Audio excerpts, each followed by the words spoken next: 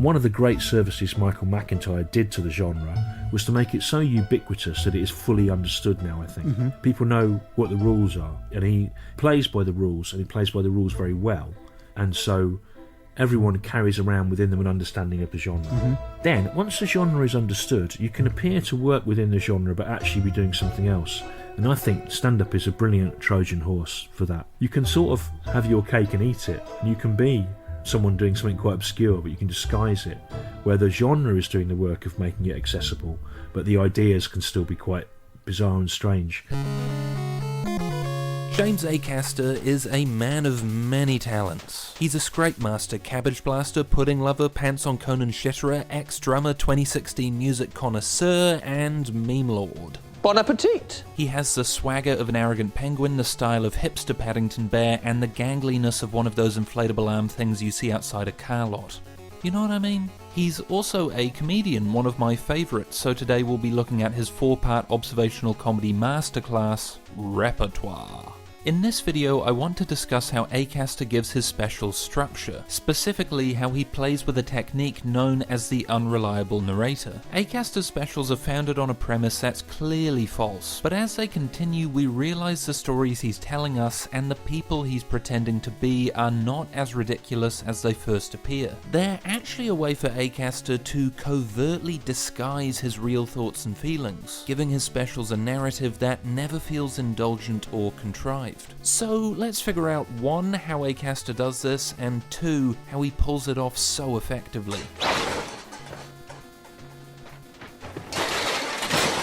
And no, we won't be looking at Cold Lasagna Hate Myself 1999 because that's something else entirely. Okay, game on.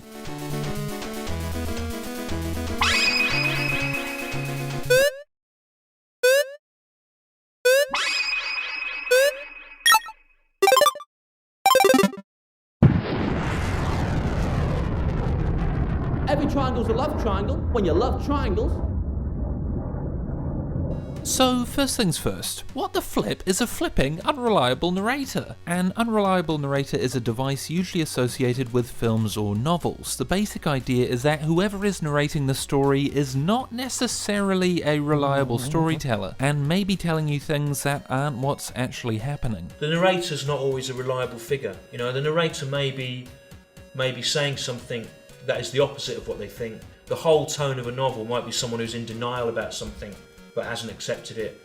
And you know, if you can bleed those things into stand-up, you can make it really interesting. This, by the way, is this channel's patron saint. And dilapidated elderly badger Stuart Lee, who I'll be referring to later in the video. You can see unreliable narrators in American Psycho, Fight Club, or more recently, Euphoria. Mental illness, particularly campy versions of schizophrenia and multiple personality disorder, lend themselves well to unreliable narrators. Take Shutter Island, for example, where US Marshal Edward Teddy Daniels travels to Ashcliffe Hospital for the criminally insane, where he is tasked with solving the disappearance of patient Rachel Solando. As the film goes on, Teddy's narration becomes unreliable. The plot becomes increasingly elaborate and mind-control-y. Then, just when we think Teddy has discovered the grisly truth, White Candy reveals Teddy is actually Andrew Laidus, the island's most dangerous patient, and Rachel Solando doesn't so much exist as she is an anagram of Dolores Chanel, Laidus' wife who he murdered after she drowned their 3 children. Yikes! What makes Shutter Island fun to watch is Teddy's perspective. The perspective through which we're seeing the story is fundamentally incorrect. And if you're as dumb as me, it's only when the movie reveals Teddy's true identity that we realise what's actually going on. We've been fooled into mistaking Teddy's subjective reality for actual reality. Only in retrospect do we see the avalanche of clues Scorsese was throwing at us the whole time. Unreliable narrators keep us on our toes because we're never sure if what we're being told is fact or fiction. They make us skeptical. This disconnect between what the narrator says is happening and what is actually happening deepens the experience, forcing us to sort truth from lies and figure out what's really going on. It's even more rewarding when we consider why the narrator is manipulating things. Are they trying to hide something from us? Perhaps cast themselves in a more favourable light? Or are they simply like Bear Mall DiCaprio, inventing a different reality because they simply can't handle the truth? In fiction, there are 5 basic categories for the unreliable narrator, each with their own unique reasons for manipulating the narrative. Okay, excellent. But how does this fit into the world of stand-up? Isn't this channel about stand-up? Aren't you going to start talking about stand-up? Isn't this video about James Acaster, you giant plum? Well, yes, to all those things. While popular in other mediums, unreliable narrators in stand-up are pretty rare, mostly because it's so difficult to do. They require a comedian to think about their act in a very specific way. Let's break this down. To become an unreliable narrator, you have to establish 2 things. 1, obviously, an unreliable narrator. A narrator who tells us a version of events they claim to be true, but isn't. Second, the actual real narration, the true version of events the narrator either knowing or unknowingly is distorting. This poses a dilemma for a comedian. How can they be both the unreliable narrator and the true narrator of their own story? How can they effectively be 2 people at once? And thus we come to Jimmy James Acaster and his pretty strange stage persona. But it's like you're a triumphant nerd. Like you seem to represent the voice of the downtrodden. You look like you probably were bullied at school. Do you know what I mean? Like, Sure, right? I think I know you well enough to say that. Yeah. You have a quality which is like, he's the nerdy kid everyone remembers from geography class. All of which you use to make yourself powerful. A stage persona is a version of themselves the comedian presents to the audience. This is usually a natural extension of who they are in real life, but with a few tweaks and modifications. Think of it like a character creation suite in a video game. Bill Burr heightens his anger, doubles his ignorance, decreases his intelligence, and keeps his number of hair follicles about the same. Dylan Moran takes all his logic stats and puts them into whimsy.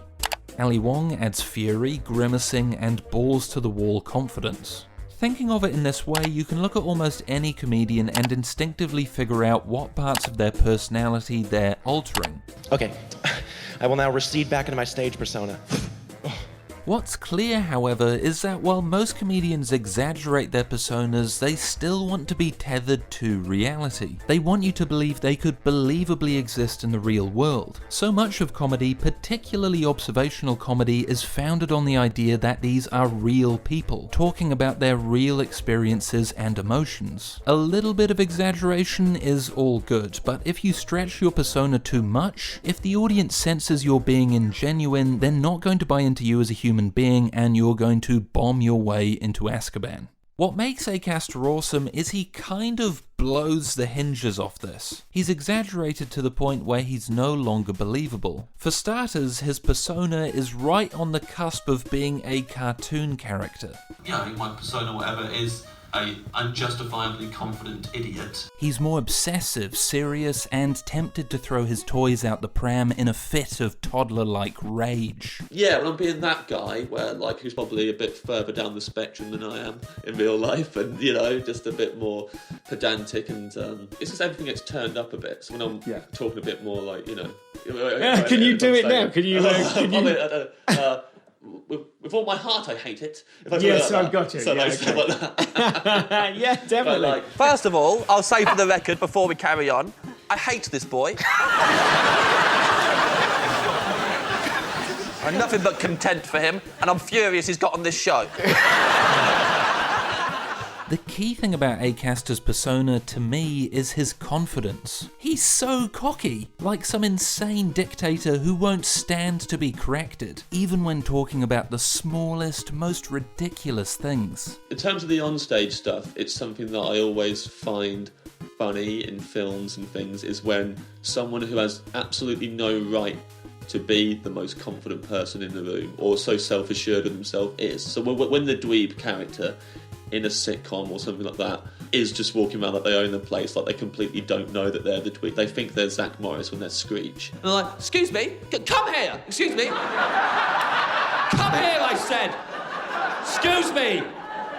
Excuse me, come here. Is my voice invisible? Come here.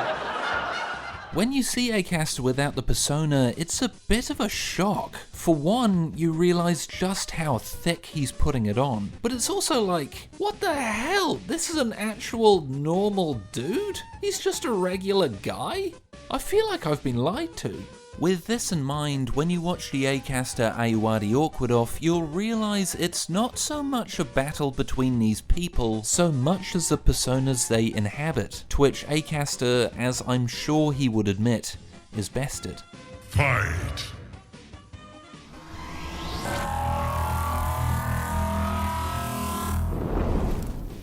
Fatality. You can't lie. I don't like you. Fatality. It's worth mentioning, Acaster's persona did not appear overnight, and was the result of years of tinkering and experimentation. It's a tricky business. For a comedian to develop a cohesive persona, they need to figure out who they are, and how the audience perceives them. After all, how can a comedian stretch their personality if they don't know what parts of their personality to stretch? I definitely had a different idea of myself before I did stand-up. I thought I was a lot more kind of cool. And I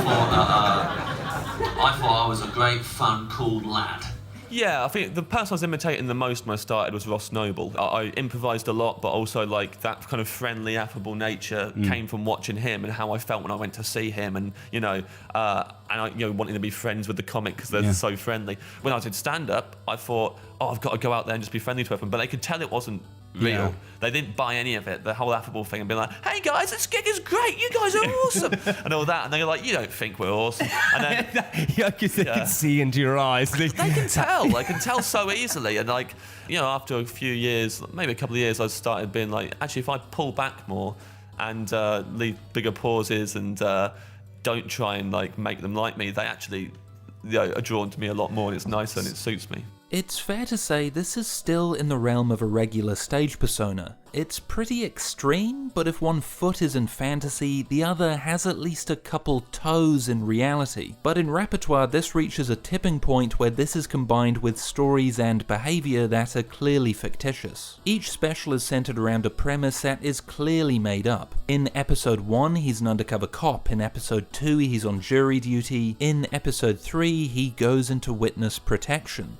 For almost any other comedian, this would kill their set stone cold. But Acaster makes it work. These stories are so outlandish, so clearly fake that the audience goes along with it anyway. He kind of goes full circle, from telling the truth, to exaggerating the truth, to lying so blatantly that it no longer matters. This is heightened by the fact that within 5 minutes of each show starting, he's done 20 things that most comedians wouldn't dare try. He'll start on his knees, perform a big bang blackout monologue, charge onto the stage mid-sentence. Productive as you can be on any given day, obviously anyone does. He'll use props and music cues, play podcasts, and present his bread research with the flamboyant energy of an accountant giving a quarterly earnings report. If Rob Beckett or Kevin Hart tried to perform a musical interlude in French, it would be in such jarring contrast to their onstage personas that it would probably derail the set. But because Acaster, in a similar way to Bo Burnham, has no interest in presenting himself as a believable human being, nor giving the impression that his show is some free-flowing conversation, he can use a much wider variety of techniques. So when he pulls out a scroll with a diagram of hypocysses,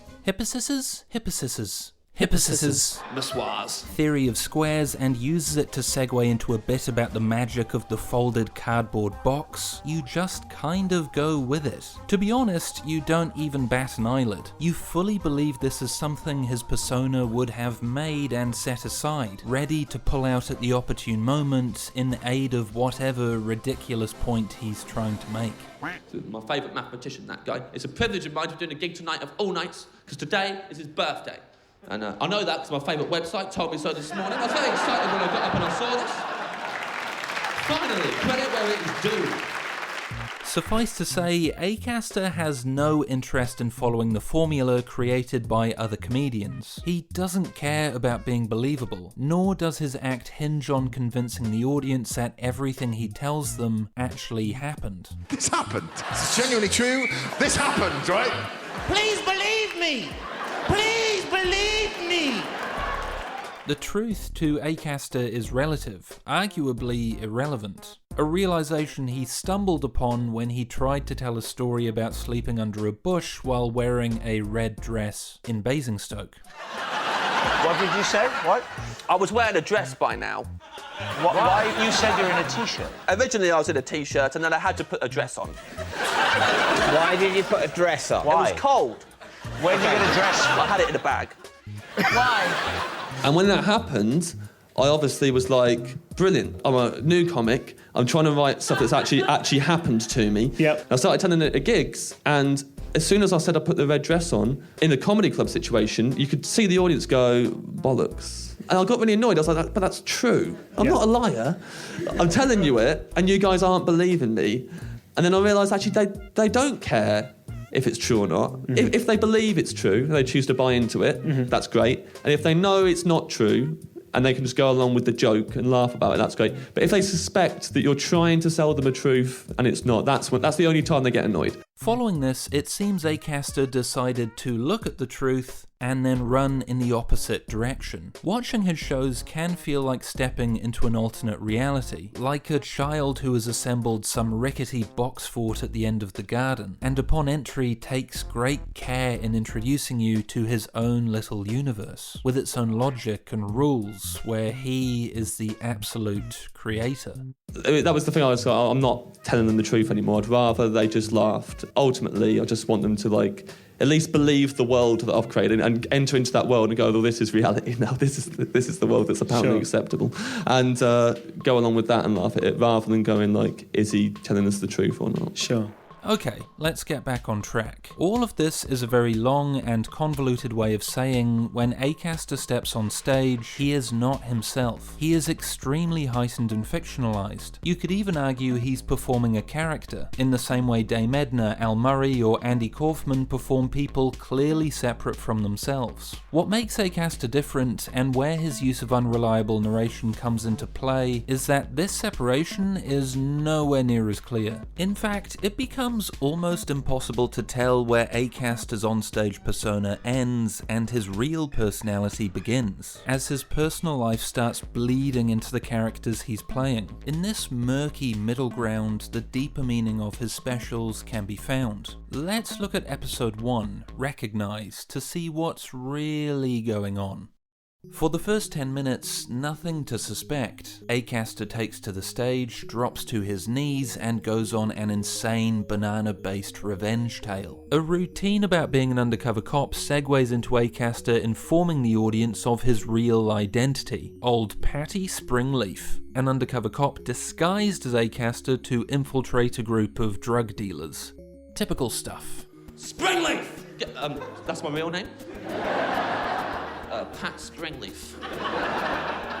As I said before, this kind of curveball would usually throw an audience off, but as Acaster has already made clear, reality is not a concern, and he commits to the lie with such unblinking confidence that you buy into it. What starts out as a goofy conceit begins to take on new meaning. Throwaway comments add unexpected depth to his character. His wife has left him and kicked him out the house. My goddamn wife left me, so I was getting too obsessed with the case. He's knocking back late-night ladles of punch. There's 4 things you can be in life: sober, tipsy, drunk, hungover. Tipsy's the only one out of the 4 where you don't cry during it. It's still wildly exaggerated, but you sense reality creeping in. Acaster is not using Springleaf as a separate character so much as he is quietly using him to reveal things about his life. As we cotton on, his narration becomes a game of dot to see how events in Springleaf's life connect to Acaster's. Towards the end of the set, after his podcast goes off the rails, Acaster becomes dejected.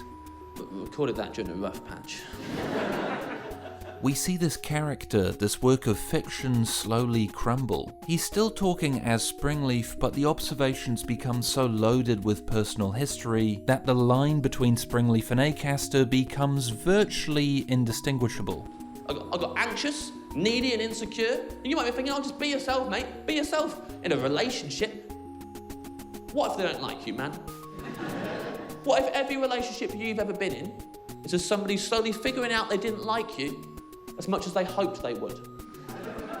Let's go back to Shutter Island for a second. Leo pretends to be a detective, but as his story falls apart, we see the real Leo, the insane asylum patient, peeking through underneath. Drawn as a Venn diagram, you can see how the two characters overlap. We see how one thing connects to another, and the deeper meaning of the film is revealed. We can apply the same logic to Acaster. Acaster starts a show pretending to be an undercover cop. As the show progresses, his story falls apart, and we see the real James Acaster hiding underneath. It is in this story falling apart that we realise the reason why Acaster was pretending to be an undercover cop all along. The only difference is that Acaster didn't murder his wife and doesn't have a mentally ill orchestra chiming in every time something happens. This climaxes with Springleaf going to a picture you put your head in at the seaside, where the dilemma of the show is made hilariously obvious. As I went to put my head, I'm looking at the cop and the robber. I don't know where to put my head. I've been undercover so long. I don't know who I am anymore. What makes the bit work is Acaster knows exactly how to blend his real emotions into the comedy. Even when Acaster is being crushingly open, he keeps tying it back to Springleaf. His emotions are being channeled through this ridiculous character, who processes his feelings in the tiniest, most mundane ways. I have to be like, I'm just writing this routine about a small little silly thing because that's what suits the character. I'm not very good at confrontation normally in life anyway, and I think it kind of bleeds into your comedy persona that if my persona is annoyed at something, you can't actually handle it head on and has to go into this other world. Yes, okay. Of going, I know that no one knows who they are.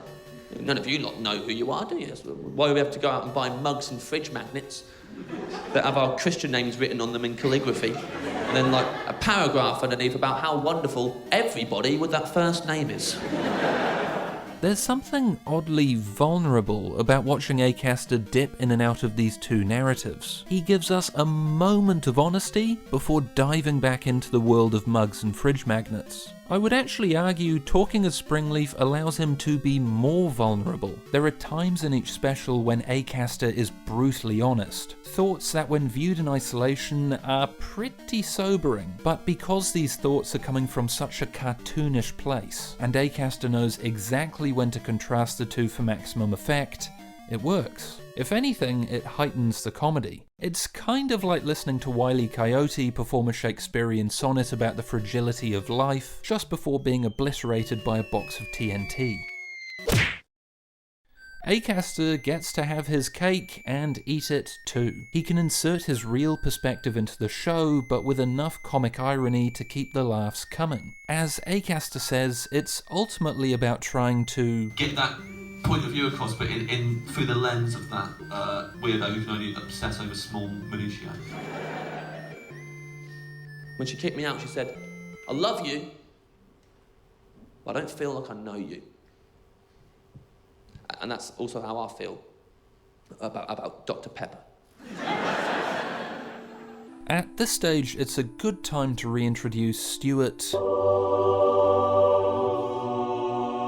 Lee. Lee has made unreliable narrators his bread and butter throughout his career. Although 90s Comedian is great, we'll focus on Carpet Remnant World just because it's so good. What makes Carpet Remnant World good to discuss is it doesn't follow the formula of Lee's other specials. His previous shows were centered around major events in his life, but in the build-up to this, all Lee had been doing was driving around motorways and looking after kids. I hadn't really had any experiences or adventures or been in any kind of crisis. I wasn't in any kind of professional crisis either, really. So it wasn't really obvious what it was going to be about. In remedy to this, Lee thought he would still make a show about the hyper-intellectual ideas he usually bases his shows around, but this time it keeps getting interrupted. Stuart Lee, the comedian, thinks he's trying to write a show about idealised societies.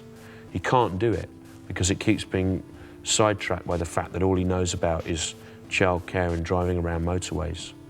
But underneath all that, what he's trying to block out is a sort of anger about getting old and about the death of relatives. You can already see how Lee is setting himself up as an unreliable narrator. Lee sets up the premise of the show, and to start, it's punchy and topical. But as it continues, Lee runs out of steam. He becomes distracted, repeating this isn't the show he wanted to make. But what can I do? I've got nothing. I've got no stuff. I drive around, I look after kids, I've got nothing. I have no experiences, I don't know about anything to talk about. I drive round and round. This comes to a head about 40 minutes in, where Lee performs a callback he would usually use to close out the first half, but it falls flat. Et puis, je saignais de mon anus. Here, the show that the character of Stuart Lee imagined falls apart. The callback didn't work, and in typical fashion, he insults the audience for not understanding it. Okay, je saignais de mon anus, right? That is a callback to the idea that you put a bit about rectal bleeding on the end of a joke to... And that's, je saignais de mon anus, that's I'm bleeding from my anus in French, right? And it was about 3 minutes ago, the setup for that. Here's the thing, as Lee vents to the audience, going back over the first half, we begin to learn about his fears and motivations, his angst about his looming mortality, his resentments about his failings as a comedian. Going back to the same places year after year, it makes you feel... 25 years, it makes you think about your own mortality, your own life, but... Of course, my wife wants me to have a vasectomy. And then people, I don't know what's gone wrong. I don't know what's gone wrong. You can feel down here, it's like a different thing you can feel down here.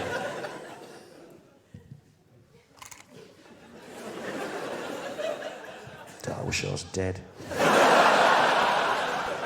Watching it for the first time, it seems that Lee has gone totally off book. He's rambling, his frustration building in real time. He even heightens the tension by continually looking off stage, as if there's a frustrated executive pacing back and forth, ready to yank him off stage via vaudeville hook. Can I have about 5 minutes, yeah? We've got enough tape. This, of course, is part of the game Lee likes to play. He wants you running in your little hamster wheel. Your little hamsters? He always knew the callback wasn't going to work, and for those familiar with Lee, making some ridiculous comment about running out of tape, as if he's filming the specials on some 1920s analog Buster Keaton camera, only heightens the hilarity. But he does want to provide an air of tension and make you believe, or at least put a little bit of doubt in your mind, that everything has gone totally wrong. He can then use the joke's failure, and I say that with the chunkiest inverted commas, to let slip his real thoughts and feelings, and in turn, reveal the hidden structure of the show. Do you feel... When you've been married a long time, you feel that your partner stops viewing you as a sexual being? Do you find that? Sheffield.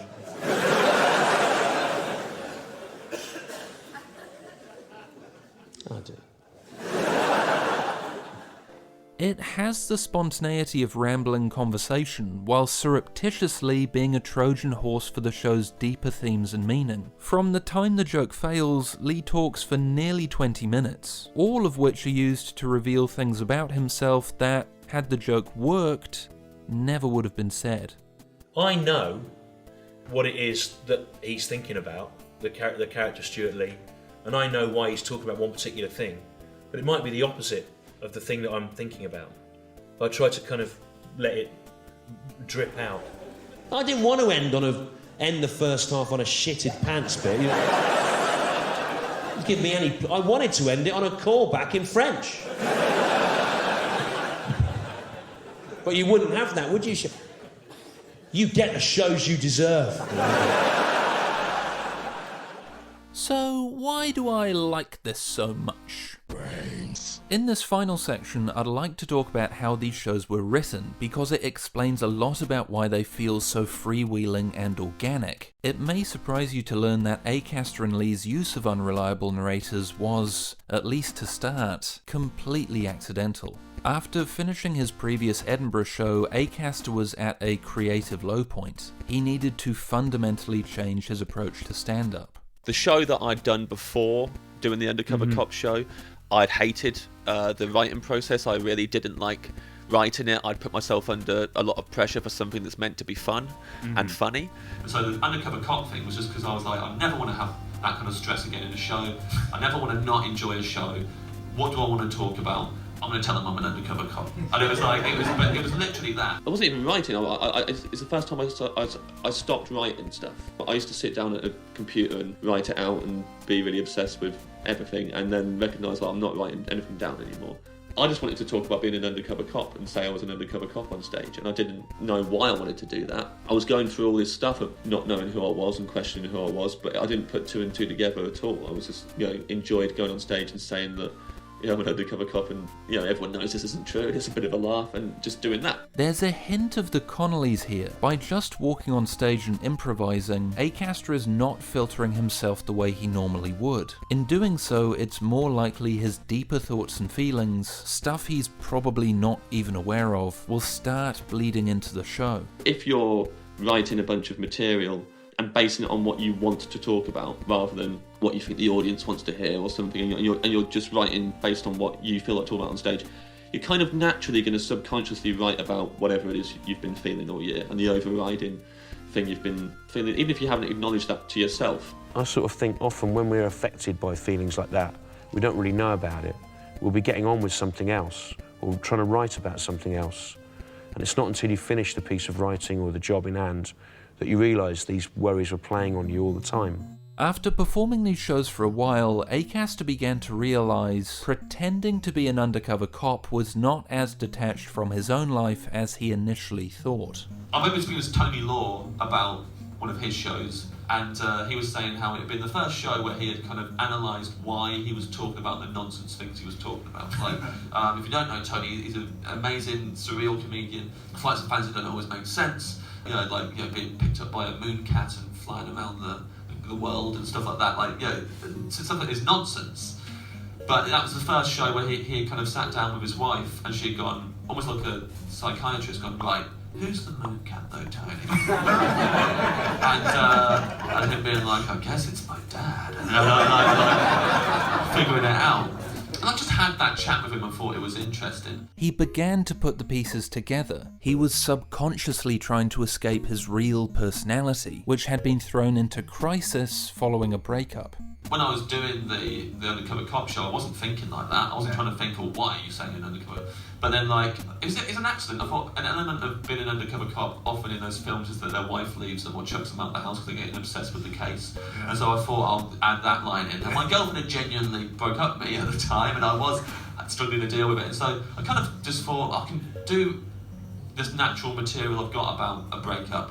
I could do it through this, just say it's my wife leaving me. And then the more that I did it, the more that I realised all of my routines that I'm writing for this show appear to be about things that appear to be one thing but are actually another, or appear to be about identity in some weird way.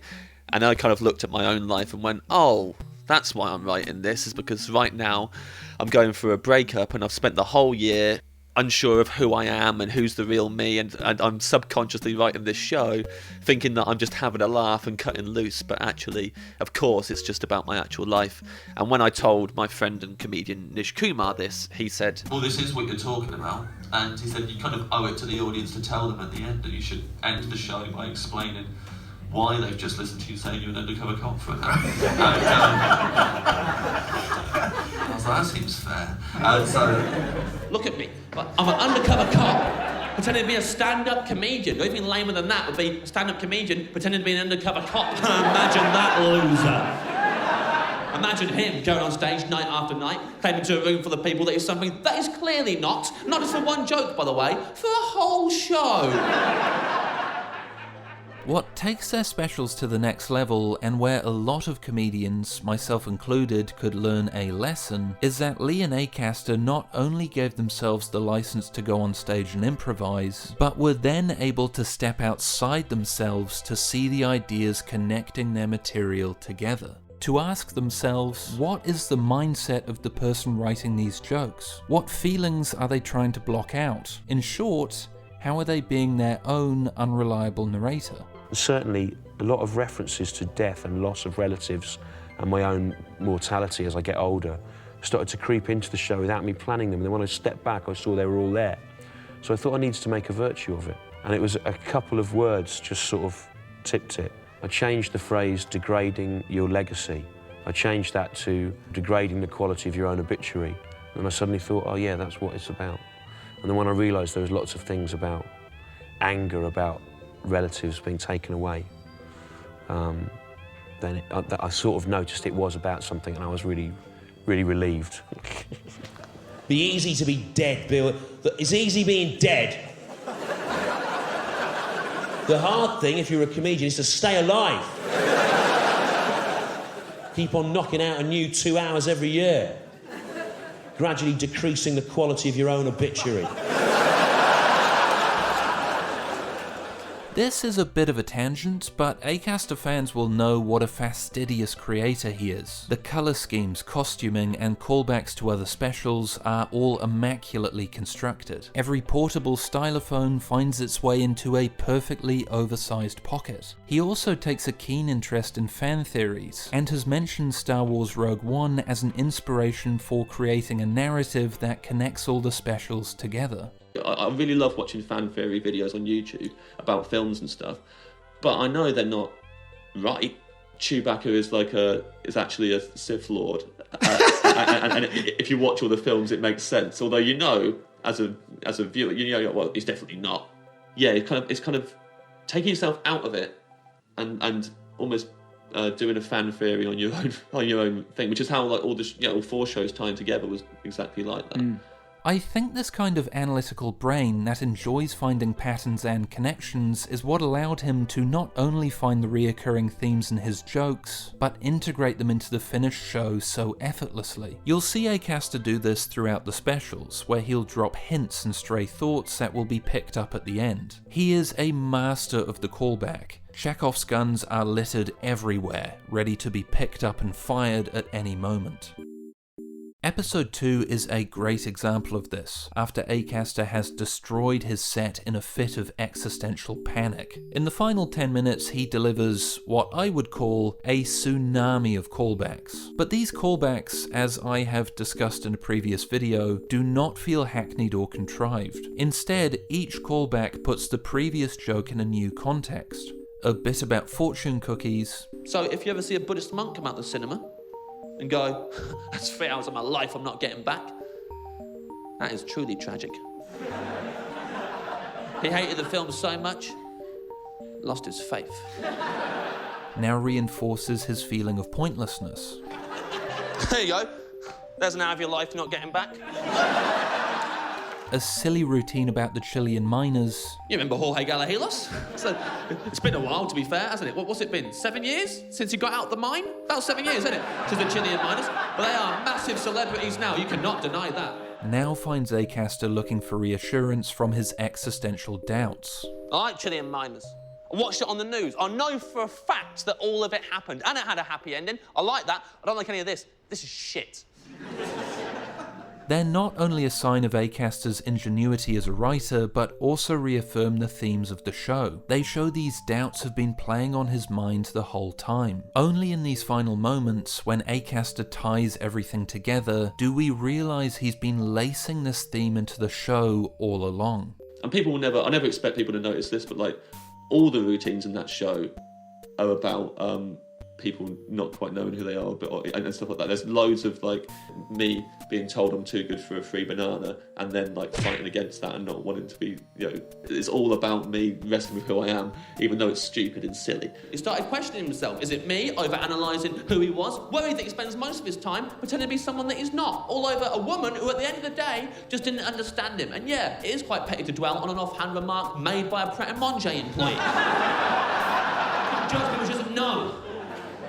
This is a large part of why I don't find Acaster's specials obnoxious or contrived. Other specials that are obviously about something or have a clear narrative thread, to me, come off a little forced and a little preachy. But because Acaster or Lee didn't set out to tell a certain type of story, and the themes were discovered accidentally, it avoids feeling like they're trying to ram a message down your throat. Because a lot of shows I would see, maybe at the Edinburgh Festival, would start out with, hello, this is what the show's about. Then do the show. And I was like, well, I'm just going to do the show. And then at the end go, that was what the show was about. It was about my identity crisis. And so that's the reveal at the end rather than the beginning point, because I don't have any conclusions to draw. If you start the show with here's what the show's about, at the end you have to go, and what I learnt was this. And I wasn't learning anything. I was in the middle of it all. I'm a human being with no ideas. I shouldn't be giving anyone advice. It combines that spontaneous feeling that makes stand-up feel so alive with the narrative complexity that makes a great novel so compelling. And yes, you can enjoy it on the surface as a piece of observational comedy. Obviously, who cares what it doesn't matter what she thinks. It's about accepting yourself at the end of the day. Focus on her because it's easier. But for the obsessives out there like me, there's a narrative lurking underneath, a character study of the fears and motivations that make these comedians tick. Thanks for coming.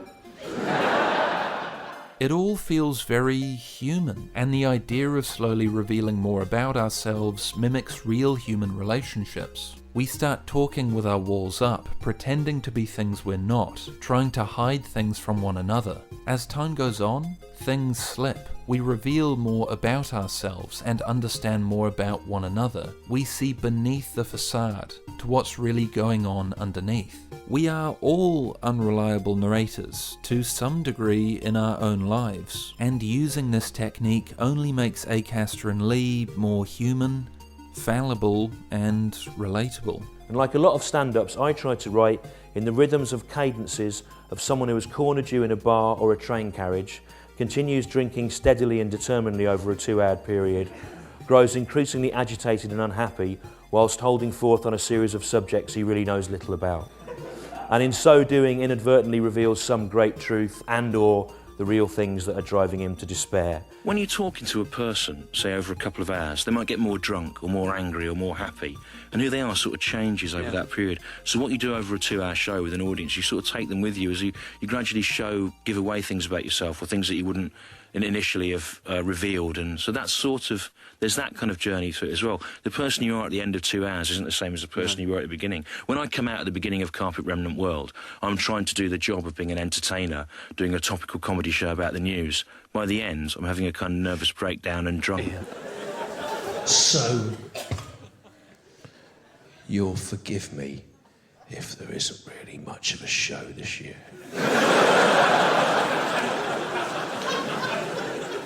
If it just sort of stops.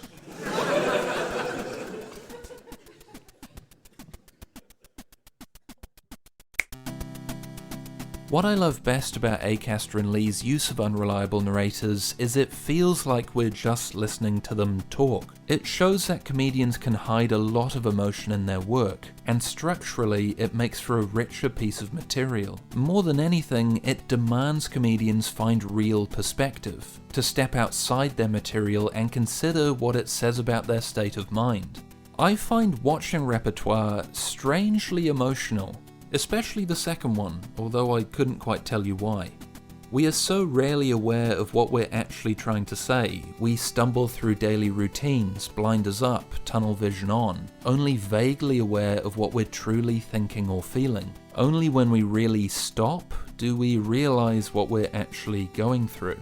Ironically, Acaster and Lee become unreliable narrators not to be disingenuous, but honest. Even though Acaster heightens reality and is caked in a myriad of personas and alter egos, there's a real honesty driving his specials. It's an honesty we don't see in stand-up too often. To be honest, not in a way that will cause the most reaction or the most offense. To be honest, in a way that is quiet and truly reflect what's on the comedian's mind. this is something actually quite personal to me, but I'm not telling the audience that, but I'm weaving it in with the fiction, and I felt a lot more comfortable doing that with them, and not, rather than going on stage and just saying this thing has happened and talking about it.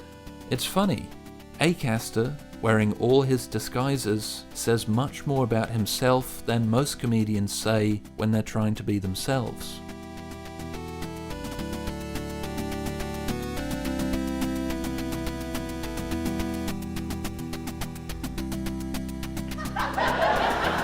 You need a smother weenie juice! Spapple! You need a smother weenie juice!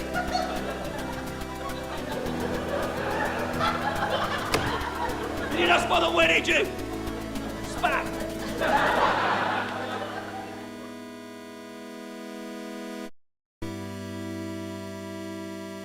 In the 90s, end of the 90s, I was getting fed up with stand-up, and I thought, there's all these things I can't do. You know, you can't do narrative-driven stuff, you can't do things with music. I went off and did loads of other stuff. And in the end, when I came back to stand-up, I found that you could do all those things in stand-up. You could do what looked like 2 hours of a stand-up set, but actually within it was a narrative that you disguised. It was actually a story, but you concealed it. No comic's ever done a whole career in this, universe that they've created that is all fictional but actually mirrors their own life. I can do that forever. Every single one of my shows from now on can be in this universe and be crime-themed shows that actually are about metaphors for my actual life. And I found that it was forced. The audience picked up on it being forced. Yeah. And I just was like, I'm going to talk about my actual life instead, because they can see through this now.